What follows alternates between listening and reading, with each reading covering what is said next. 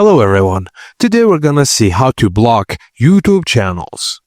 Firstly, go to the Chrome Web Store and search for BlockTube or click in the link of the description. Search for BlockTube and search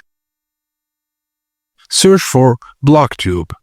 Now, when you find the extension, just click Add to Chrome, then add the extension. Click the extension icon, which is a puzzle piece in the top right corner of Chrome, and find the BlockTube in the list and click the pin icon to keep it visible. Click on BlockTube to open its settings page. Now, scroll to the filter options section and click on channel name. In the box, type the exact name of the channel you want to block. To block more channels, add each name on a new line, then click Save to save your settings. Now BlockTube will now block videos for those channels across YouTube, including search results, recommended videos, and homepage suggestions.